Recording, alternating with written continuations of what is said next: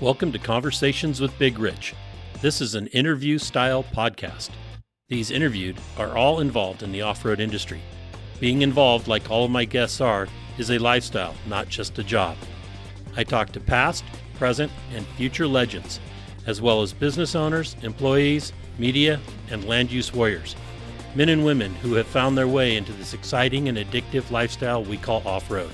We discuss their personal history, struggles, successes, and reboots.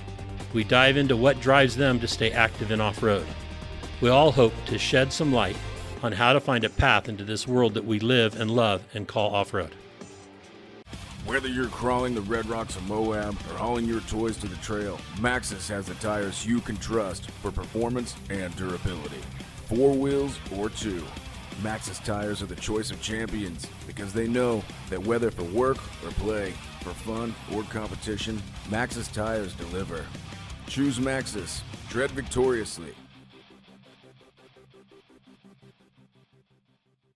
Have you seen 4Low magazine yet? 4Low magazine is a high-quality, well-written, four-wheel drive-focused magazine for the enthusiast market.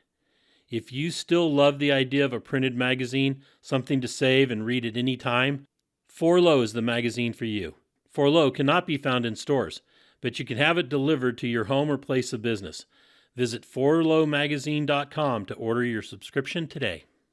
On today's episode of Conversations with Big Rich, we have Adam Skinny Lunn. I don't know if he's still going by Skinny anywhere, but maybe some of the old rock crawlers. But Adam has been around for quite a while in the rock crawling scene. As a young kid, he got started. We'll get into the age and all that. But he progressed himself up to a full-time fabricator, shop, and desert racer. So, Adam, thank you for coming on board and spending some time with us. Yeah, awesome. Thanks for having me, Rich. It's been a while, and I look forward to catching up. Yeah, so let's just jump right in with both feet and find out where you were born and raised.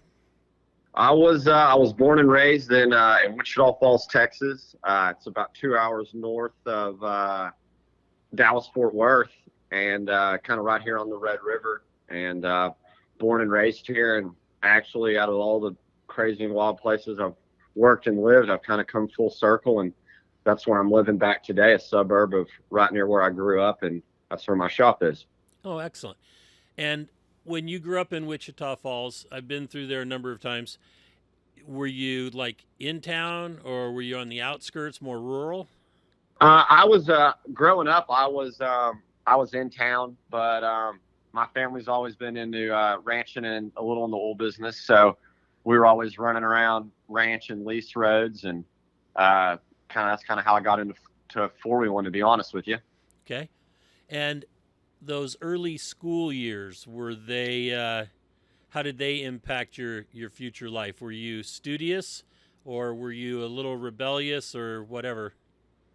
I was always pretty good at school, but once I got to high school, and I'm sure like a lot of guys back then, it was, pre all the phones like it is now. Everybody was into the magazines. So probably about 15 or 16, once I got my first truck, I was in school with magazines tucked in the books, acting like I was doing schoolwork, but I was almost always over there sketching up off-road cars and trucks and making lists of modifications and reading magazines and seeing what everybody was doing in the off-road scene.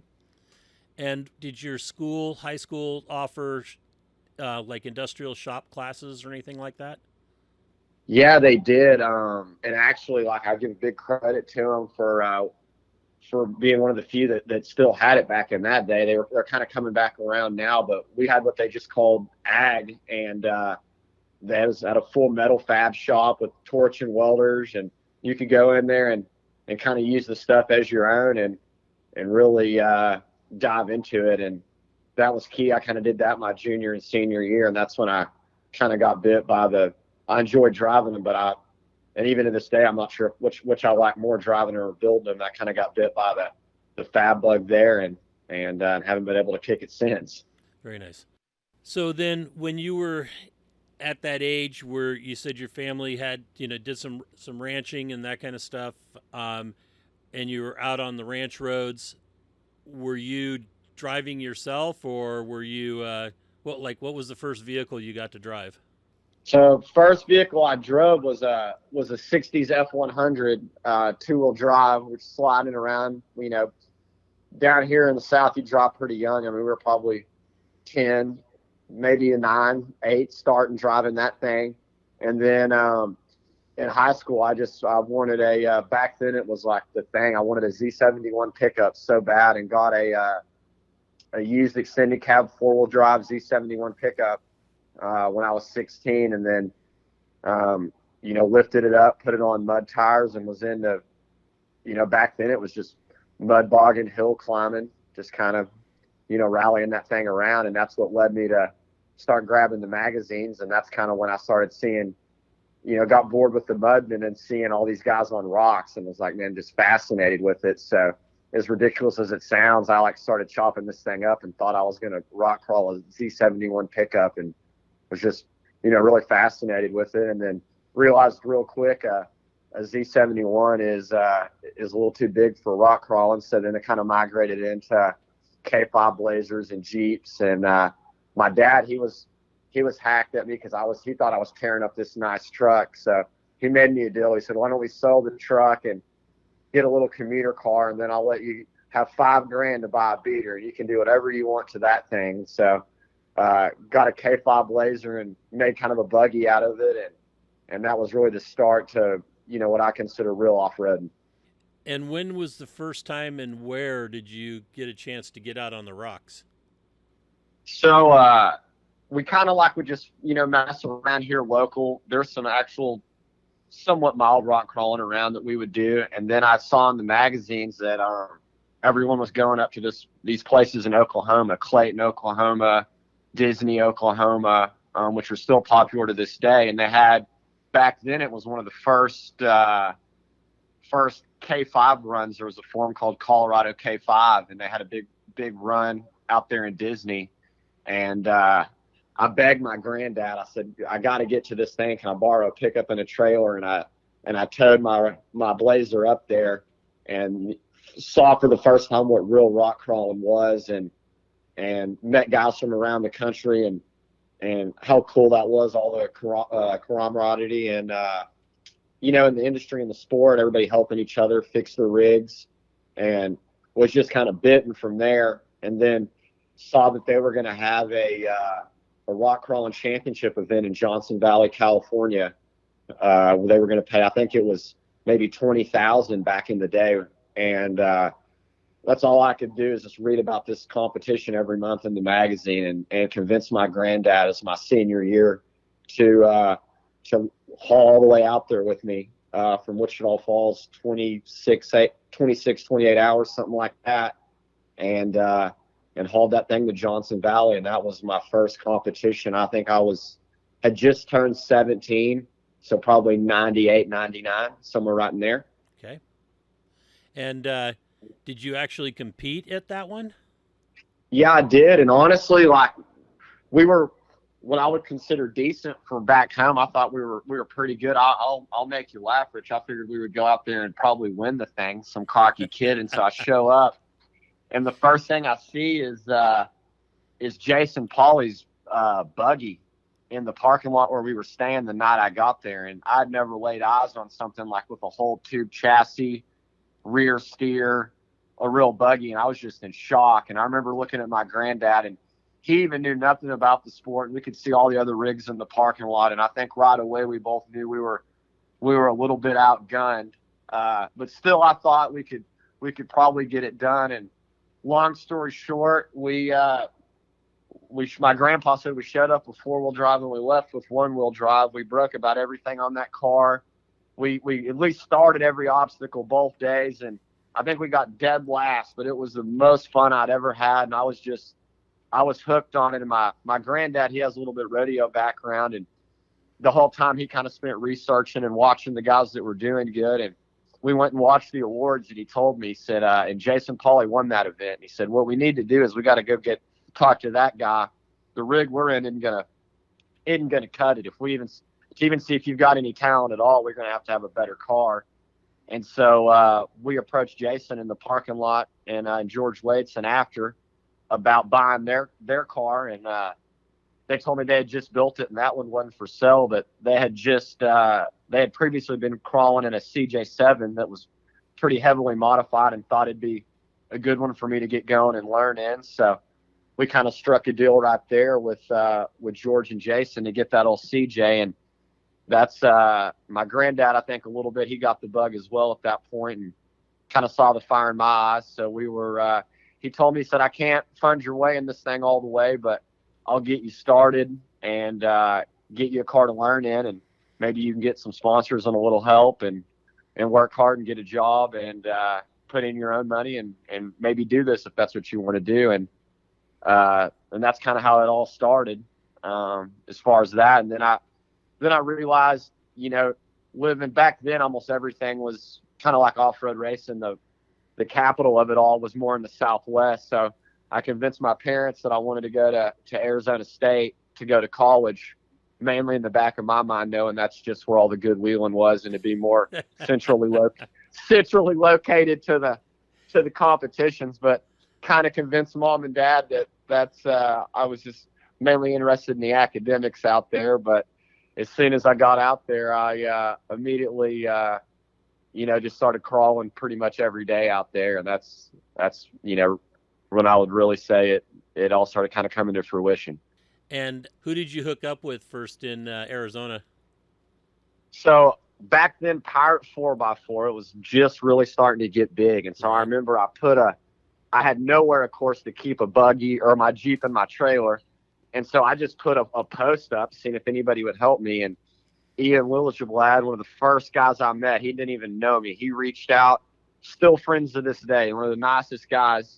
He quickly volunteered that I could keep my trailer and Jeep at his mom's house and work on it in there if I needed it, or at his shop. And I'd seen him doing well in the comps. He was in the scene as well, and so I really appreciated his offer. And he was running around with Randy Ellis and Shannon Campbell and Rob Bonney and those guys, and all of them at that point to me were just like legends, just like Jason Pauly and these guys, like starstruck, almost, I'd say, back then. And I remember Shannon had a shop there, and so I called them and just wanted to come by and check it out. And they said, sure, come on by. And I went in there and saw they were building the IFS crawler at the time, the Cadillac, on the table. And I mean, my head was exploded at what these guys were doing and building, and they had so many cool tools and just ate up everything they were doing. So I asked Shannon for a job, and he laughed at me and said, dude, everyone that works in here's last name's Campbell. Sorry for you.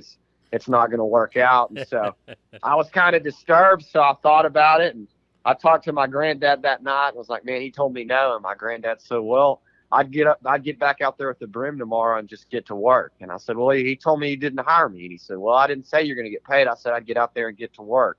So the next day I went out there like my granddad said to do, and I just said hi, and they were kind of wondering what I was doing. And it was kind of awkward. I just grabbed a broom and started sweeping. And Shannon's like, what are you doing, kid? I just, I told you no, and we don't need anybody. And I said, I'll work for free. And he said, what? I said, I'll work for free. And he said, you're going to drive over here every day and just clean up, and you don't want anything. And I was like, nothing. Just let me watch what you guys are doing. He said, well, stay out of the land, don't get hurt. He kind of, I think, tried to run me off that first week. He had me weed eating his house. I mean, all kinds of, washing trucks and trailers. And I'd hang out in there in the evenings. All their buddies would come over after work and help them work on stuff at night, and I'd hang over. And he later told me that I made him laugh, so they kind of kept me around. And I think maybe a month later, he kind of felt guilty. And I was working my butt off, or at least thought I was. And he said, hey, man, why don't I pay you $5 an hour? And I mean, I was at that point on top of the world. I was working in my mind. I didn't care how much money it was for. It was for Shannon Campbell. And then we started wheeling together, and he saw, I think, I had a little bit of talent, and offered to help me get into one of his cars at the shop if I worked on it in the night and the evenings up there with him. And so him and Nick helped me get my first car together that was what I consider a real buggy, all tube chassis. And we debuted it at Farmington Supercrawl. Was doing all right. I think we finished top 10, but kind of had an untimely rollover. And then I think 2 or 3 events later, we had our first podium, and Shannon kind of helped me at the time. He was really good with sponsors, and he kind of helped me get in the door with some product sponsors, which was huge on my car.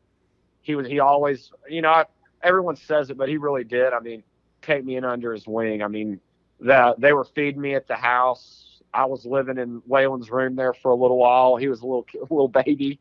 I was riding every morning in the shop back and forth to Shannon. And school only lasted about 4 or 5 months, and I decided enough of this school. I was going to be a professional rock crawler. So quit school without my parents even knowing at the time, and just kept working with Shannon, and then got in with Randy. I ended up doing some work for Randy and Shannon and Ian, all those guys in the time that I lived there. And anybody that knows the Phoenix area knows how big of a hotbed for crawling it was. So I mean, back then really didn't need a lot of money. I pretty much ate at Shannon's house, and we wheeled every weekend from Friday when we got off till late Sunday, and work hard all week, and then either go to a comp or practice wheeling every weekend. I mean, I tell people, I mean, yeah, I was competitive back then, but when we were doing, I was probably doing 20 events a year at the height of it for me. And even the other 30 weekends a year, we'd still go crawling all those. I mean, that's all we did back then was wheel and compete. I mean, that was just, it wasn't a sport. It was a lifestyle back then. And that's what's, people all the time, new guys in the crawling scene will ask me what it was like back then in the quote unquote golden age or whatever. And I'm like, man, it was, I wouldn't even realize how good we had it. Cause I think, yeah, we all wanted to win and win money, but I mean, most everybody we were just cutting up, having a good time with our friends, It was half the fun was in the budgeted parking lot after the competition, So true. So let's go back a little bit. When you went to that first comp and your granddad went with you, did he spot for you? No, he did not. A friend came with me, and my granddad, a kind of a funny story. He's probably, heck, Rich, he had to be close to 70, maybe even 75 at the time. And big man, my granddad is probably 6'4", 5 and 220, 240, big guy. And so for him, huffing around at that age, I mean, we went in there so unprepared, had no water, no coolers. We had no idea what we were getting into, what right. Johnson Valley is. We thought it was going to be like a rodeo arena with concession stands and stuff. And that first one especially, I mean, we had to bum water, and he tells the story great. He called my grandma, he says, from the shade of a rock. He said he was about to pass out resting, and he said, "This is the worst day I've ever had." Her name's Valine. He said, "This is terrible out here." And she said, "Oh, Ray, that's his name. Just tough it out. I'm sure Adam's having fun." And I didn't know he had said that. Well, then he meets up with me at the end of the first day, and I tell him, "Granddad, this is the best day I've ever had." So he says he gets back to the hotel and calls my granddad, my grandma, and says, "Scratch that. It was a good day. I've never seen a kid so excited." So that's awesome. And he came back, and he trying to explain it to his friends in Wichita Falls. He's like, "You won't believe what these people do. They go out here with these perfectly good cars in the middle of Death Valley, California, and crawl over Volkswagen-sized boulders and tear up good equipment for no reason just to go through some cones." And that's what we still do. That's what we still do. But then I remember when I was working for Shannon, his dad had done a lot of off-road racing. Yes. And they would always tell me stories about desert racing, and we kind of went to the park or a few of the races around there just to spectate. And being a fabricator and a gearhead, I would look at those desert cars, and Shannon and Dawn, his dad, would show me, and that was the highest level of fabrication and building and teams and support and just the logistical challenge. And in essence, like I hadn't experienced it coming from Texas, but they made desert racing like it was, this mythological thing. Like, it seemed so cool to me at the time that, that these trucks had helicopters and hitting jumps at 100 and 30 guys on the crew, and seeing chase trucks and TIG welding, and, coming even from seeing rock crawling competitions, when you see that, especially back then for the first time, it was kind of awe inspiring. And so that was the other thing I picked up from even out there in Phoenix. So kind of not only really lit the fire for rock crawling, but kind of was my first exposure to desert racing. Right. And when you were there in Arizona, you ran with Bonnie and Ellis and that group, did you ever work at four wheelers as well? Four wheeler supply like the rest of them did? No, that's actually I was very good friends with the owner and Rob. That's probably the one place I worked a long time for Randy, long time for Ian, and a long time for Shannon, and then even Desert Wrap, the retail store. I worked there a little bit. I worked about most everywhere in town but four wheelers. But Rob was always running. I mean, every weekend it was kind of Rob, Randy, Shannon, Ian, and those guys back then. They'd all meet up, and then we'd have every Wednesday or something, or whatever it was, we'd all do lunch. Kind of all the Fab Crawl guys, we'd eat lunch together. I mean, those guys were really tight back then. So, you weren't going to run around with one without running with all of them, type of deal. Right. And then, how long were you there? I know that you said you went for college. How did your parents feel when they finally found out that you backed out? They were not thrilled, and I'll probably get it back again as life comes full circle. But they asked of course, they had sent me money for books, which I promptly spent all that money immediately on rock crawling parts, and told them school was going good, but eventually I knew the report card was going to come.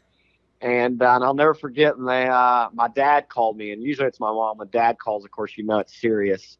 And he had told me the report card had come, and as he said, the ride was over. That if I wasn't in school, if I thought I was grown man enough to not need school, then I was going to have to be 100% a grown man. And I was quote unquote on my own, and the best of luck to me. And of course, like any hard-headed kid, I was, in my mind, working for the best in the industry, doing what I wanted to do. Sure didn't need school, and like any kid, you dang sure don't need your parents' advice. So, almost kind of took it as a challenge. And what you also don't realize is how much your parents really help you. Well, all of a sudden, when the car payment on my pickup quit getting paid that they'd been helping with, and the apartment quit getting paid they'd been helping with, all of a sudden, $5-10 an hour isn't cutting it for a grown man. And so, really had to tighten down at that point. And honestly, that's kind of when I went into what I call gypsy mode, where I, in essence, kind of lived out of a Dodge pickup with my trailer and my buggy and tools, kind of whoever shop I was working with. And really, we'd go to a comp, and if it was in Utah and there was another one there in 2 weeks, we decided, it'd be cheaper just to hang out there rather than go back home and burn all the diesel. So just kind of talk to somebody who lives close at the event and go hang out with them for a week or two in between. And that's really when I got running with Pat Gallagher and Johnny Lamonta, the RP Films guys. They realized I didn't quote unquote have a real job, and crawling kind of was it. So then they kind of pitched the opportunity of I could come stay up there with them. We could do a bunch of filming, kind of offered me a place to live. And in between the comps, we just pretty well would be solid filming footage up there, hanging out. And that's kind of when I got in with Nate, who was my longtime spotter, Jason Pauley's cousin. He was always at the events with Jason, and he had agreed to be my spotter, and he kind of liked that lifestyle too. So Nate and I kind of headed up to Truckee, California, and we were kind of back and forth up in and out of there about a year, and then decided to didn't call Phoenix home anymore at that point. Kind of started calling South Dakota home, because when we weren't in California, and that's where Nate's family was from, and Jason had the shop there and had a little work for Nate and I to do, and a place for us to work on the buggy. So ended up living between kind of California and South Dakota for the next 2 or 3 years after that. Okay. The one of the times that I remember really well, and I bring it up a lot, was Cougar Buttes at one of the, I'm sure it was Cal Rocks or We Rock at the time, and I'm not sure which one it was, but that you were on course, your car caught on fire. Yep. I came running up, trying to get your fire extinguishers off, but you kept moving. And I said, stop, you're on fire. And you go, no, I got to finish the course. I was able to get the fire extinguisher off. We got it. Somebody else came running up and got the other side one. And we got the fire out while you were still driving on course. You never really did stop. And then I think you did finish the course. Yeah, we did. Yeah, we had a good portion of the car on fire, but you know how it is when you get I call it race drunk, when you get the blinders on. And until that fire got to me, if I wasn't burning, I don't think I was stopping until we got done. I mean, I tell people it's a different level of pressure back then, Nate. Now we were trying to win some prize money to get home and eat, so can't be stopping for any fires. No. I remember after that as well, there was a couple of guys in the crowd that got really mad at me because I used your fire extinguisher. And I was like, dude, that's why they're on the car. That's the closest ones to the fire. What are you getting mad about? And they were drunk, and drunk people can hecklers. be. Yeah, so they just kept on me, and I was getting really ready to throw them out or do something. I'm not sure what. And then Nick Campbell and Nick Hall walked up and said, "Is there a problem over here?" And those guys just, 4-on-1 was okay. Crawled. All of a sudden, 3-on-4 was the odds were against them. Yeah. And I Even can though tell it you, was old four of them. Nick Campbell's got some heavy hands. You don't want to be messing with that guy. Yeah, and Nick Hall was not a small dude either. He was a scrapper. No. Oh God, those were days. They sure were.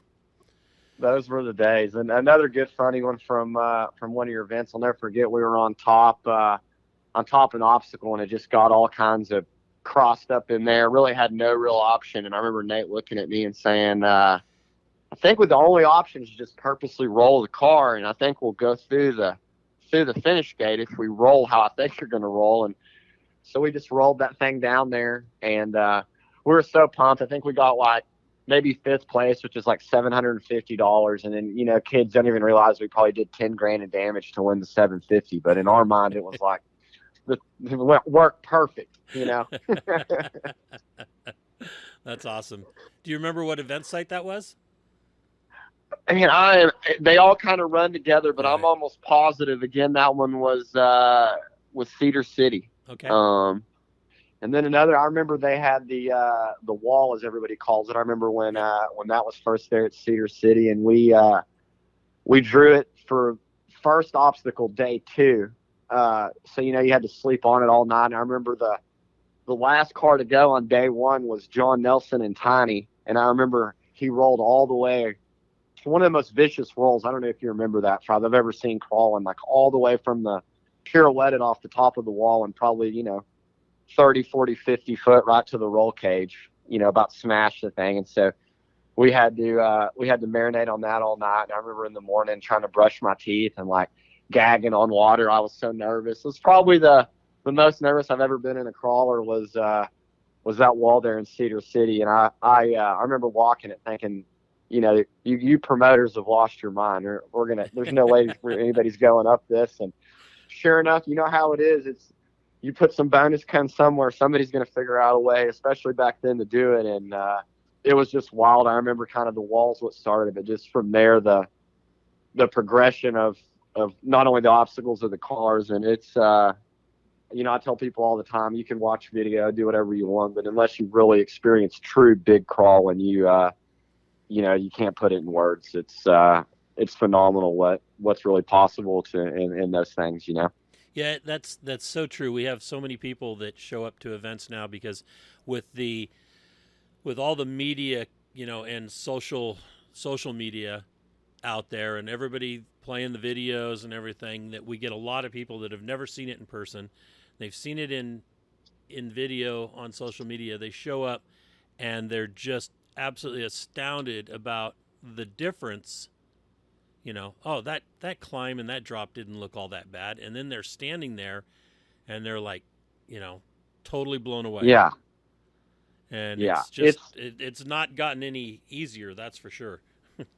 perspective is wild. It really is. You know, whenever you walk around and see it with your own eyes, it's mind blowing when you're really in there. It's kind of like big mountain skiing, you know. And if you watch a video, it almost looks easy, but then you stand on top of something and you're like, wow, this is a whole different ball game when you're actually above it, you know. True, very true.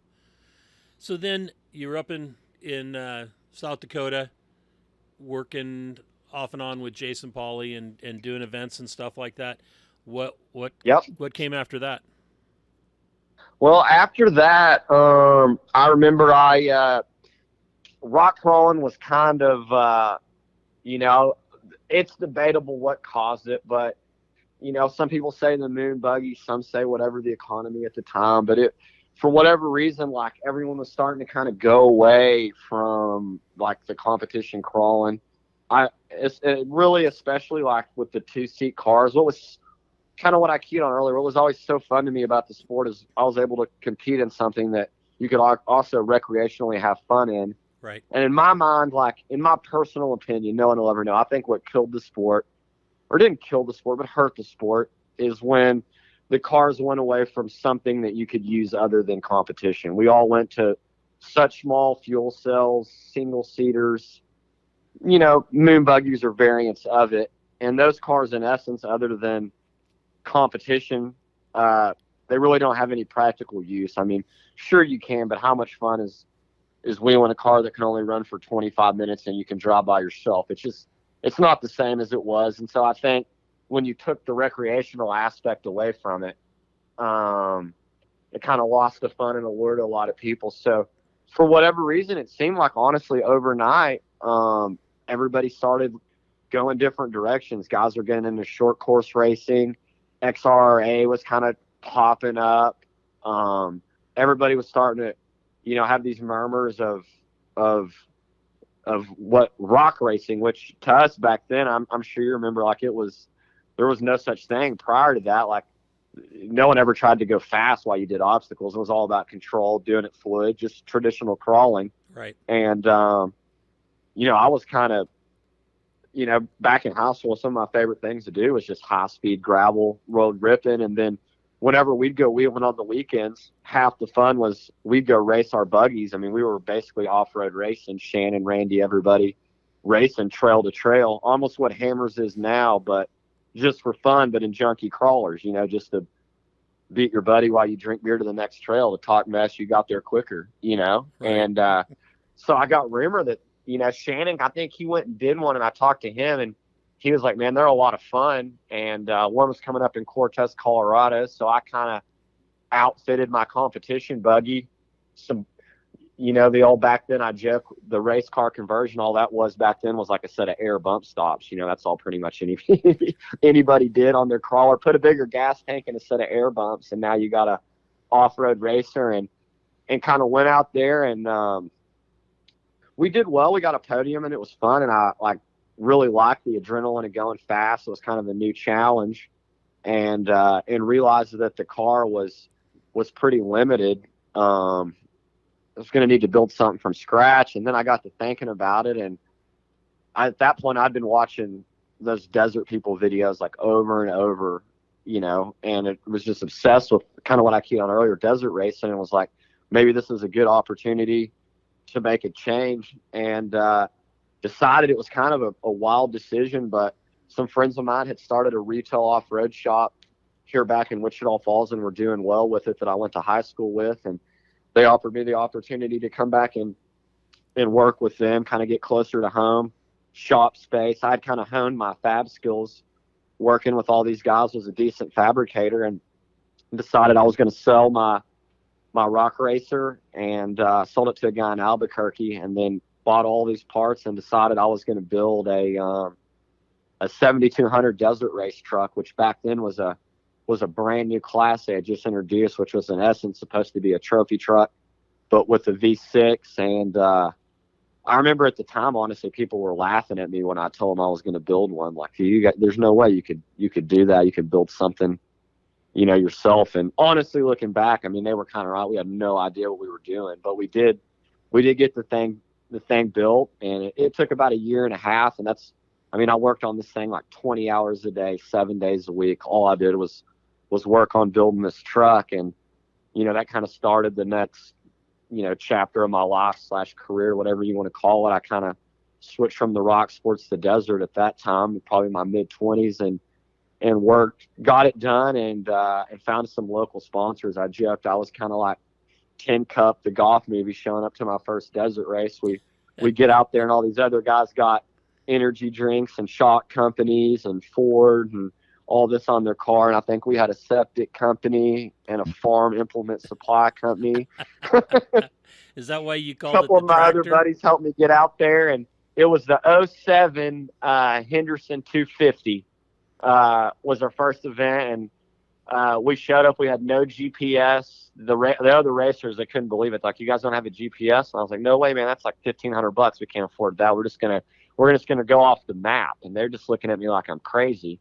And we legitimately, Rich, my mom, I think, laminated the map, like with lamination, and our plan was literally to drive around and like look at laminated paper and just follow the markers, which in modern desert racing, if you're wondering, is not a good plan. It ended up raining, and water got all in between the lamination, and so our maps got wet, and everybody started running all the course markers. So we were basically just completely driving blind, had no idea kind of where we were at. Ended up rolling the truck pretty hard on the first lap, and kind of like my desert racing story. Almost anybody else probably would have quit. I don't know if I'm dumb or tough or maybe both. I don't know, but again, after crashing my car and destroying everything, I kind of left there, like, this is it. This is the ultimate challenge. I want to win races, finish races, and do this with something I built. And you'd always heard people say trophy truck, and then it was 7,200. But my goal, I kind of set it, and I remember telling Nate on the phone, and he was like, "Dude, you're out of your mind. You got to own a casino to do that." And I was like, "I'm going to race a trophy truck. You wait and see." I said, "It may be a home built one, it may be a piece of junk, but like, I'm going to do it." And just kind of put my mind to it, and went back home and just kept working hard, and really didn't kind of stayed that course for a couple of years. And then kind of our first break, there was a show, it was called Danny and the Dingo on Fuel, a pretty big Fuel TV at the time, reality TV show. And my buddy, who we joke, he called himself my agent at the time. He was like, "Dude, I'm just going to try. If I can find anything for you, I'd like to help." And he actually sent the TV show an email, and they responded and decided they were going to come film this TV show, which was, a national TV show. The whole hour was going to be on us. Danny Cass, Olympic snowboarder, was going to ride in the truck with me. And it was wild. Like, all of a sudden, we had sent maybe 250 sponsor emails for desert racing, and couldn't get anybody to even return anything other than generic response. And then all of a sudden, the second that we had the official email that we were going to do the Danny and the Dingo show, it kind of broke the floodgates for us. We ended up getting a tire deal, a shock deal. Several companies wanted to come on board. Of course, I'm realistic. It wasn't so much to be a part of my program as it was to get their stuff on TV. But regardless, it was kind of a start. It was like, everybody always asks kind of, what was your break? That was kind of the first one to even make it possible to keep going. And then that enabled us to run one more year. And I just fizzled out. The V6s started getting really expensive, almost trophy truck money level, and was kind of getting priced out and frustrated. And I remember making the joke. I said, "Dude, let's just I had built a full trophy truck. It just had a 6-cylinder. I said, "Dude, at this point, let's just put a 6.0 Chevrolet V8, like a 500 horse motor, and enter trophy truck." And everybody, like my crew and my friends, they were all laughing, like, "Yeah, right." And it kind of was a joke. So we're driving home, and I remember I looked down, and the Mint 400 was going to come back. The Martellis had just got it, and it was 2012, and it was going to be the Mint 400. And like, I just was like, man, Vegas Mint 400, like, holy, this is going to be so cool. Like, we should just put a V8 and go enter the Mint 400 in trophy truck. And like, then like the reality of like, how much is a junkyard 6.0? And literally, like, we like had a board and stroke junkyard 6.0, decided to throw it in there and go race the Mint 400 in trophy truck. And of course, they have qualifying, which I had never done before. coming from Rock Sports and 7200. And I'll never forget it. I'm in this home built piece of junk truck with a 6.0 motor, no dry sump, carburetor on a 6.0, would barely run. And it's random staging. And I had to, in qualifying, they put me behind Robbie Gordon and in front of Rob McCachran in my truck. No pressure. At the Mint 400. And there's like 10,000 people, of course, out here watching or whatever. And I'm just like, I can tell you I've never been that nervous in my life. That's for sure.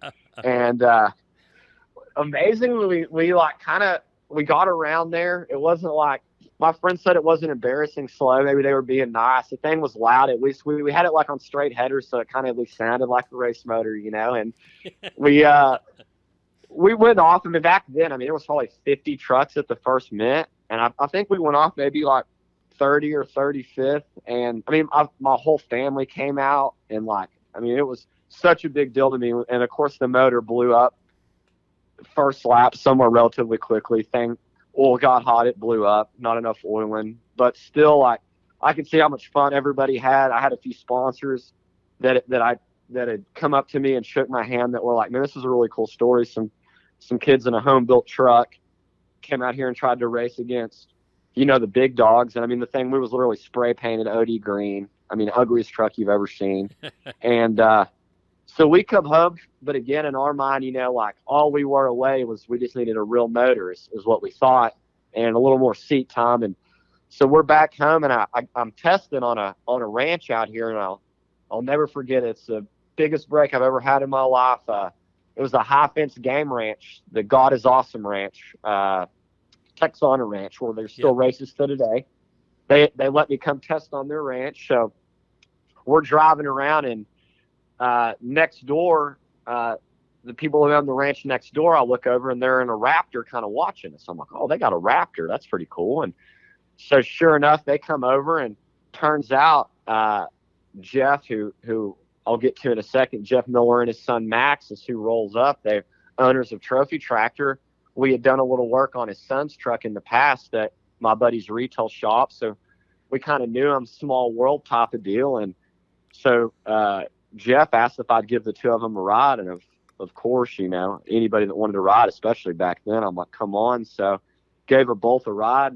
Could see they were really enjoying it. And Jeff asked me while I was getting them his ride, why I didn't have a big company on the door. And I said, man, I'm trying to find one. And that's what's holding me back. I'll be honest. Like, we just raced the Mint.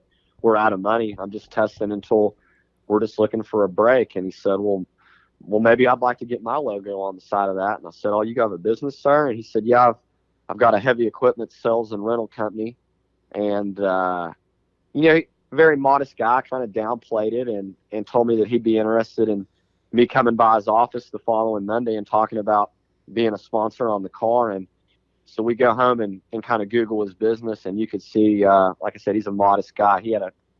And he still has a heck of an operation here selling mining equipment, all over the world. And, I could tell that maybe, he wasn't popping off, that this guy realistically, could be a good fit for our team. And so I went and had a meeting with him on that Monday, and I'll never forget it. I didn't think I had a chance. I brought all this paper in there, a budget, trying to be as professional as I could. But never really been in any type of meeting like that, especially talking about the type of money it takes to run a trophy truck program. And at the end of it, he stood up and shook my hand and said, let's do it. And I was like, still in shock. Like, let's do what? And he said, let's run this truck. Like, I'll commit. Let's do one race. I'll be your primary sponsor. And if it goes well, we'll just kind of go from there. And so our first race was Vegas to Reno. And I'll never forget, I'd got product and I'd won some prize money, but I'd never really got like real funding, a real sponsor check. And I'll never forget and that day he sent me with the check. And I remember just looking at that thing. Like, I don't even think I cashed it for like 2 weeks. I just held it and looked at it just in shock that somebody had enough faith in us that they would help us do something like this. And so our first race under the Trophy Tractor team name was Vegas to Reno. And prior to his help, I don't think we'd ever gone 100 miles in a desert race. We always had problems, and the race is like roughly 540. We went 525 miles. He was like longer than we've ever gone, and we lost the engine with 15 miles to go from finishing our first best in the desert race. And I was sick, I'll be honest. I remember unplugging the radio crying because in my mind I figured if I finished the race, he might help me again. But now I just didn't finish the race. I blew this motor we just bought up. Like, there was your one shot. You were so close and you blew it. And just really, really bummed. I mean, we were even trying, like, it had a hole in the block, and I was trying to undo the connecting rod and try to drive it out of there on 7 cylinders, and it wasn't going to happen. So I had to radio Jeff and let him know we weren't going to get the truck. And I know how excited he was to see his logo and everything on that podium, and we didn't make it happen. And so we all kind of part ways that night. And then the next morning at breakfast, I'll never forget it. It was pretty early. We were all going to he was going to fly back home to Texas. And he was like, well, when's the next one? And I couldn't believe he even asked it. And I said, it's in October, there's only 6 weeks between these events, Jeff. And he said, well, we better get us another motor ordered today then, huh? And I was like, really? And he said, yeah. Well, dude, that killed me too. I saw how close you were. He's like, I got the bug now too. Let's do this deal. And so we finished up that year. He kind of got me to the end, and I think honestly that maybe he might have just done that one year, and I'll never forget it. The Tesco guys kind of ribbed us a little bit, kind of just poking fun at us. And that last race when we were loading up, and Jeff's a competitive guy, and I could tell it kind of hacked him off a little bit. And I remember he came up to me and hit me on the shoulder, and he said, hey, we're running again next year. And I said, we are? And he said, yeah, he said, we're going to beat Tesco too.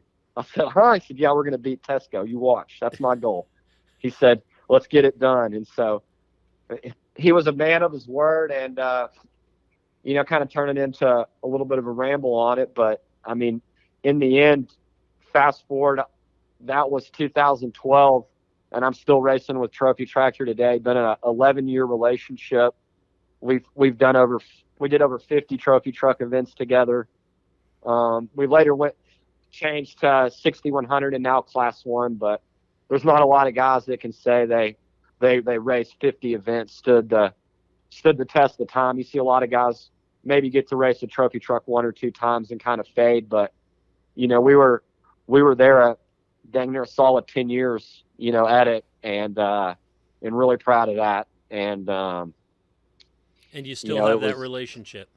That's awesome. Yeah, still have that relationship. And then we went from trucks I built myself to, again, purely with Jeff and Trophy Tractor and my great product sponsors.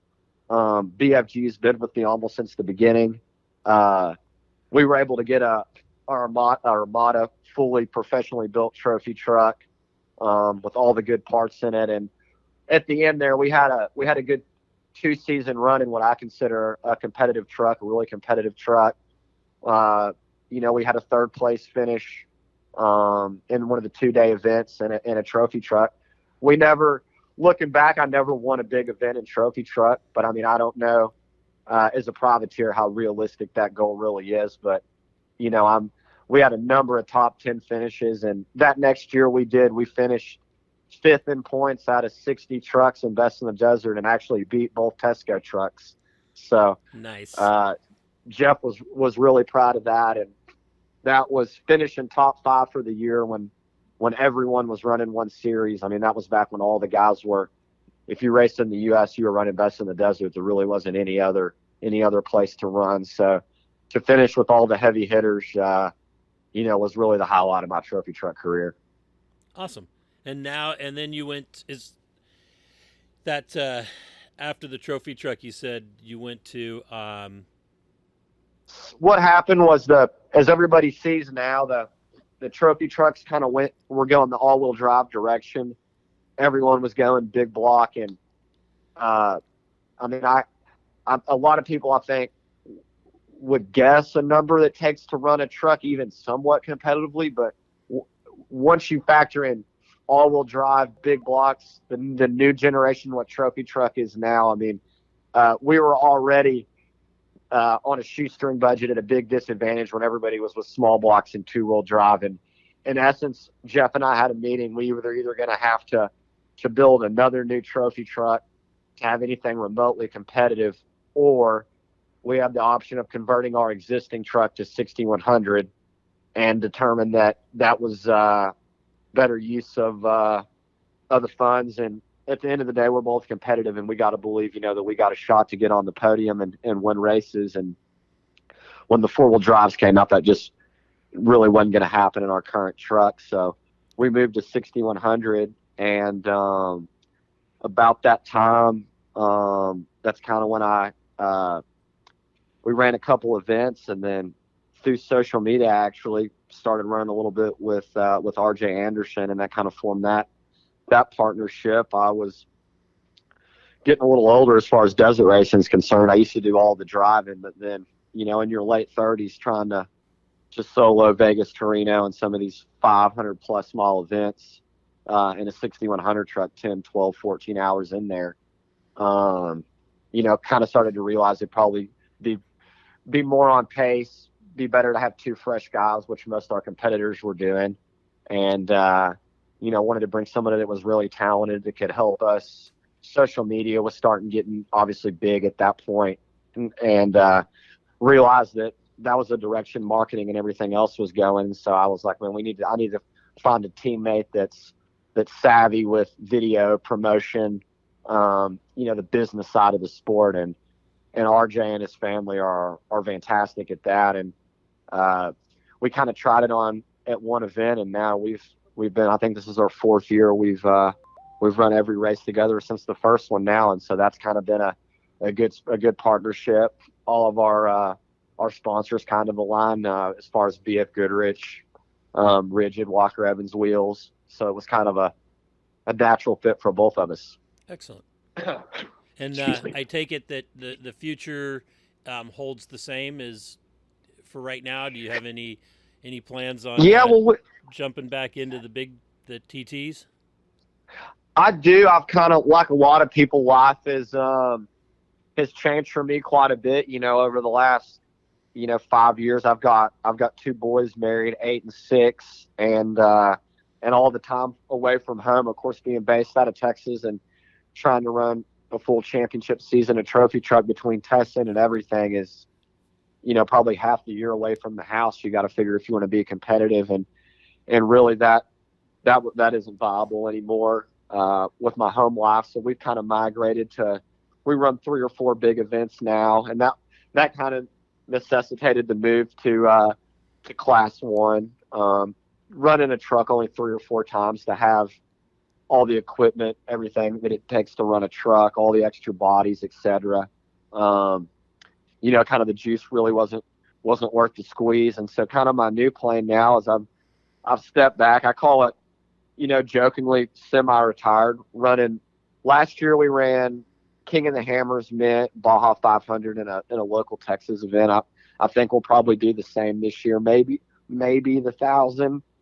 Just kind of trying to focus on some big events, make sure we're still relevant in the sport, still getting out there. But kind of the master plan is I'm really focusing on business these days more than racing, trying to build my fabrication shop into something where maybe, 5 to 10 year outlook.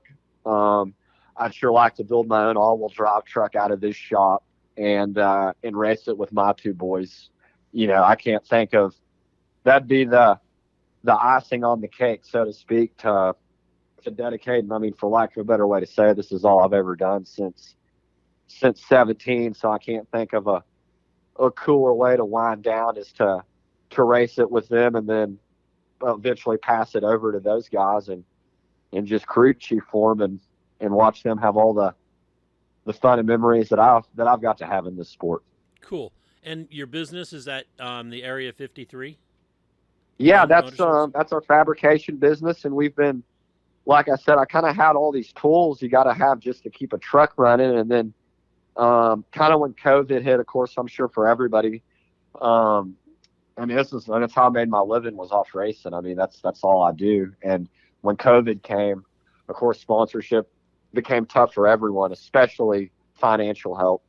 And so just honestly, for lack of a better way to say it, just to survive, keep the shop, keep the employees, keep the guys paid, we started having to take on outside work, working and prepping on other people's cars, doing race car builds, rock crawler stuff. And it kind of, was a blessing in disguise. Like, it was the hardest time as far as racing, but like, I never really knew like how much work, I guess, was out there, so to speak, for the shop. And then, we kind of got some good equipment in here, CNC stuff, and then have got into industrial and aerospace manufacturing. I'd say we're 60% manufacturing business, 40% motorsports these days. And, we've got 5 guys here plus me. So, we've kind of morphed on accident from a race team to a manufacturing facility. And, but now I kind of see the light. You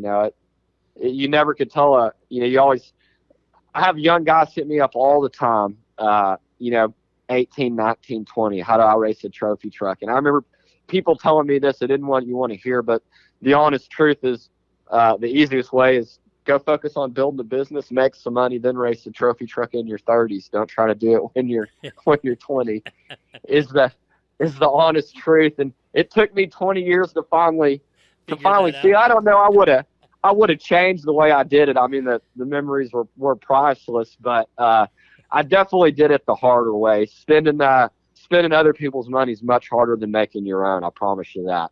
That's true. That is so true. So it really is. Talk about the family. So got my oldest boy, he's 8, is Drake, and then Wyatt's 6, and they want to do everything like Dad. The shop's here behind the house, so both of them are in there. We've got a dirt bike track behind the back, and we've been helping RJ.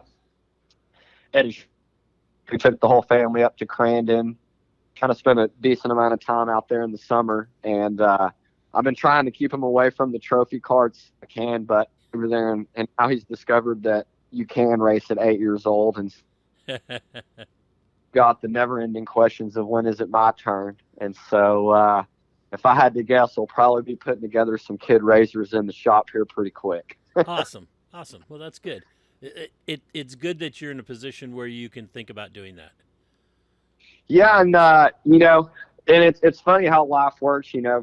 5, even or for sure 10 years ago, down, and you hear people say that. They say, "Oh, it's I'm going to focus on my kids. I get more enjoyment out of it." And you think, "Oh, that's just some crazy old man. He's just saying that. There's no way." But I mean, I think anybody tell you it is so true. To watch your kid do something is 100 times better than doing it yourself. And so I can't even imagine when they cross the line at their first race or get their first win, feeling that must be. And I think that's why, if you look at any off-road sport, rock crawling, desert racing, I mean, they're all so family oriented, family driven. I mean, I think almost every guy desert racing, there's his dad is more than likely right there, probably did it before him. And, I think that's why you see so many multi-generational families in off-road racing and motorsport. Once you get a taste of it, they're in the real world that compares, Right. Well, Adam, I want to say thank you so much for spending the time and conversing Absolutely. And talking about your life and everything. And I really, truly wish you the best of luck in the future. We haven't talked in years, and when I saw your name pop up again at KOH this year, I was like, all right, you were already on the list. There's certain people that guys have asked, hey, what, find out what this guy's doing, get him on the podcast. And you were one of those. So yeah, it was, awesome. Thank you for taking the time and making this work. Absolutely. And I really appreciate the opportunity you've given me to be on here today. And it was great talking and catching up. All right. You take care and enjoy life, buddy. You do the same. Okay. Let's not let it go a couple years this and that. Absolutely. All right. Later, buddy. Okay. Take care. Bye. Well, that's another episode of Conversations with Big Rich. I'd like to thank you all for listening. If you could do us a favor and leave us a review on any podcast service that you happen to be listening on, or send us an email or a text message or a Facebook message and let me know any ideas that you have, or if there's anybody that you have that you think would be a great guest, please forward the contact information to me so that we can try to get them on. And always remember, live life to the fullest. Enjoying life is a must. Follow your dreams and live life with all the gusto you can. Thank you.